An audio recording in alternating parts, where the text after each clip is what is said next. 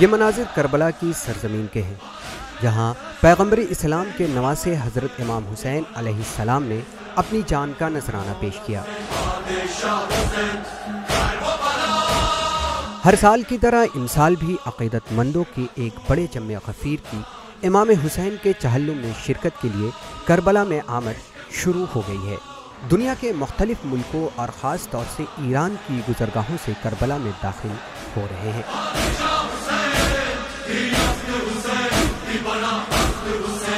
غیر ملکی زائرین میں بڑی تعداد ایرانی زائرین کی ہوتی ہے۔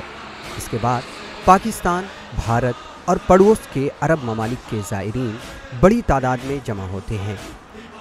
راستے میں ہر طرف عارضی کیمپ لگائے گئے ہیں۔ بڑی تعداد میں لوگ زائرین کی خدمت کر رہے ہیں۔ عراق میں 40 حسینی میں شرکت کے لیے عراق جانے والے زائرین کی حفاظت کے لیے ہر طرف سیکیورٹی کا خاص بندوبست کیا گیا ہے۔ ایک اندازے کے مطابق اتوار تک 1 کروڑ 22 لاکھ سے زائد زائرین کربلا پہنچ چکے تھے، جن میں 16 لاکھ زائرین غیر ملکی تھے۔ وہیں دوسری جانب ایرانی حکام کے مطابق عراق جانے والے زائرین کے قیام کے لیے مہران میں 60 اسکولوں میں قیام کے نظم و نسق کیے گئے ہیں۔ حکام کے مطابق عراق سے زائرین کی واپسی کے پیش نظر مہران کے سبھی اسکول بند رہیں گے تاکہ زائرین کے قیام میں کسی طرح کی دشواریوں کا سامنا نہ ہو۔